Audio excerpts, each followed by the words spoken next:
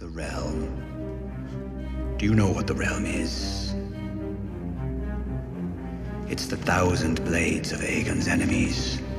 A story we agree to tell each other over and over till we forget that it's a lie. What's up, ladies and gentlemen? Welcome back for another Game of Thrones and A Song of Ice and Fire theory video. Today I want to do something a little bit different. In today's video, I want to read a theory that I have never made a video about before, and that is mostly because this is not my actual theory. I often get emails from different people asking me to take a look at a number of different things, and this one particular email had a link provided along with a message that just said, hey, check this out whenever you have time. So I clicked on the link, read the theory, and here we are today. Unfortunately, I'm not quite sure who created the theory because the person's name is no longer visible. It actually looks like they might have even deleted their account, but I will provide the link down below just in case any of you want to go and read this on your own. What's interesting is, this has been a very popular theory on Reddit for a number of years. The post I want to read has actually been given 2 golden badges, so obviously a lot of people thought this was very well put together. Now keep in mind, this was uploaded over 4 years ago, and it was intended to be a theory for the A Song of Ice and Fire books. Now I know some of you haven't been able to read them yet, but that's okay because there is always that chance that the show and the books end in a very similar fashion. Since so many people did like this theory at the time of it getting released, I want to know what some people think about it now that we are getting very close to the end of the television show. Let's take a look at this together, then at the end of the video, let me know how much you think they got correct, if any at all. The first question says, what is known of the others? The creatures themselves are encountered in the prologue, the battle at the Fist of the First Men, and when Samwell Tarly kills one with a piece of obsidian. What else do we know about them? Precious little. They have a language, they make some things out of ice with magical properties, and they raise the dead to fight for them. We can infer a few other things from conversations about them. Tormund Giantsbane has quite a bit to say. They're never far, you know. They won't come out by the day, not when that old sun's shining, but don't think that means they went away. Shadows never go away. Might be you don't see them, but they're always clinging to your heels. When the snows came though, snow and sleet and freezing rain, it's bloody hard to try to find dry wood or get your kindling lit. And the cold. Some nights our fires just seem to shrivel up and die. Nights like that, you always find some dead come the morning, lest they find you first. A man can fight the dead, but when their masters come, when the white mist rises up, how do you fight a mist, Crow? Shadows with teeth, air so cold it hurts to breathe, like a knife inside of your chest. You do not know. You cannot know. Can your sword cut cold? The interesting thing here is that Tormund describes the others as mist and shadows. He never mentions ice swords that shatter steel, or camouflage armor, or anything specific about their appearance. This suggests that he, at least, hasn't had direct contact with them, unless they can take the form of mist. Old Nan stories are the other frequently cited sources on the others. The story we're presented in the book through Old Nan stories and various others is that several thousand years ago, following a mythological age of heroes, the others came from the far north. Prior to that point, they were unknown. According to the tales, the others brought with them a night that lasted a generation, or the night brought them, and essentially wiped out civilization except for a small number of humans that somehow were able to drive them back.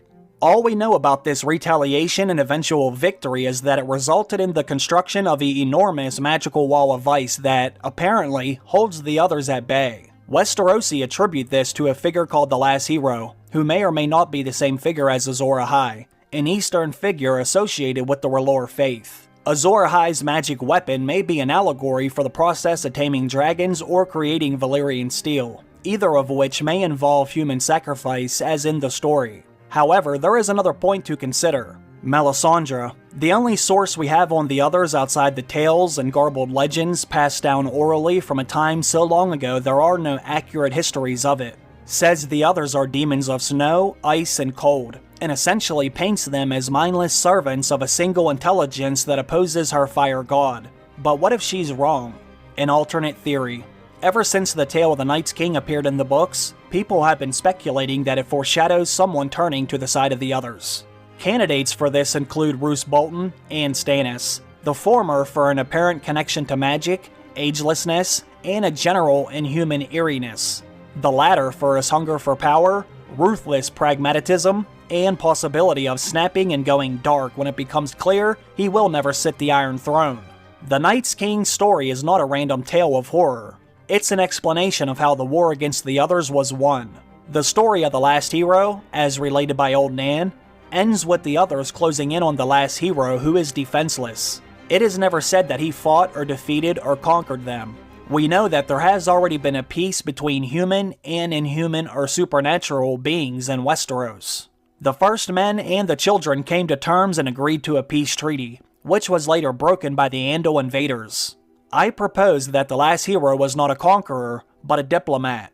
An agreement was reached between the men and the others. It was the others themselves that raised the magical wall of ice, not to seal themselves off, but to mark their territory and protect themselves from a dangerous source of fire magic to the south of their domain. This pact was sealed as many agreements in the series are, with the marriage. A Stark, or one of the ancestors of the Starks, married the queen of the others and reigned at the wall, presiding jointly with his strange bride over a sort of demilitarized zone between the men and the others.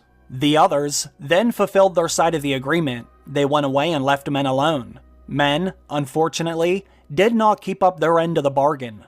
A large population of them has taken up residence on the wrong side of the wall. They may be violating some unknown and unremembered term of the agreement. Could this be why Craster sacrifices his sons to the others and is left alone? Perhaps he simply rediscovered by accident part of this treaty or pact. We assume that the others are doing something evil with the babies because they look and apparently act evil, but are they? The others attack the Night's Watch in force, but never the wildlings. Why? Simply put, the charter of the Watch goes both ways. They're not supposed to intervene in southern affairs, nor are they to intervene in northern affairs. This brings me back to the Night's King. At some point, the Watch had a change in leadership, and the hereditary house of the Proto-Stark and his other bride were deposed and replaced by the system of choosing. This is all remembered in the tale of the Night's King's downfall. The Night's Watch, in view of the others, has broken the treaty, and the others are working to destroy them. Most actively when they invade the north in the form of the Great Ranging. The wildlings are simply herded south. The others pick at their fringes and push them towards the wall. The goal is not to exterminate them, but to get them out. Men are no longer keeping their side of the agreement, so the others are no longer obligated to keep theirs. The Kings of Winter and the Dragon Lords. If this theory is true, in ancient times the Starks and the others were intermarried and allied. They were the Kings of Winter. Winter is coming. When Catelyn reflects on Ned's house words, she's wrong. Winter is coming is not a warning of hardship to come, it is a threat. The Starks have an innate connection to magic and the earth, and the story suggests links to the far north and the others, hinting that the Starks have blood from beyond the wall running through their veins. This places them in direct opposition to the Dragon Lords. The Valyrians are not normal human beings either. Humans generally don't have purple eyes and silver hair. They are not immune to fire, but they do possess an affinity for the heat. Just like a Stark can freeze to death, but Ned Stark is comfortable when sleeping in the nude in Winterfell. They also have some magical connection to the dragons. This is a separate topic, but I propose that the whips and sorceress horns like Dragonbinder that Dany thinks about in her A Dance with Dragons chapter came about after the magical blood of the Valyrians began to fade, and they gradually lost control over their dragons. Something big is happening with magic. Typically, theorists try to trace the return of magic to either the others returning or the dragons being reborn. But both of these are effects preceded by a cause. We have some clues to what that cause might be. Daenerys, Jon, and Robb, all magical children with the traits of their ancestors, were born roughly at the same time. Daenerys was the first successful Targaryen to hatch dragons since they died out, and Jon and Robb are the first Stark wargs since whenever they stopped being wargs. It all comes back to Rhaegar. The return of the others isn't an apocalypse that must be prevented by harnessing the power of fire to drive them back. Rhaegar knew this, and he understood that the only way to preserve the human race is balance between ice and fire. The others will not be so forgiving this time. Humans have shown that they can't be trusted not to encroach on the others' territory and play with fire magic. So the others have come to wipe them out, but not out of pure, senseless malice, but out of a drive to survive. The others believe that they're saving the world from men who will, unchecked, destroy it. That's where Jon Snow comes in. Jon is Rhaegar Targaryen's Song of Ice and Fire. That's why Jon dreams of himself wearing armor made out of black ice with a flaming sword in his hand. Jon has the blood of the Dragon Riders and the Wargs, and the blood of the others through the Starks, and the blood of the dragon, or something else, through the Targaryens. Jon's purpose and power isn't to defeat either side. The idea of one person, flaming sword and dragon or not, winning a war single-handedly in this universe is laughably absurd.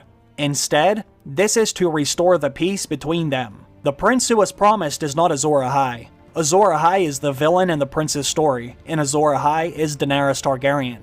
The purpose of Rhaegar's prophecy and abduction of Lyanna was, in part, to prevent his own sister from destroying the world, by passing kingship to his child of ice and fire instead of to her. All of this was foretold in prophecy. Who says that the others don't have a prophecy too? What woke up the others? Assuming that they aren't mindless destroyers, but an actual culture, what would bring the others south? The decline of the Night's Watch? The murder of the Stark in Winterfell and his heir by the Targaryen king? Or their own prophecy of dragons returning to destroy them? We don't know how long the others were active or how quickly they move or organize themselves.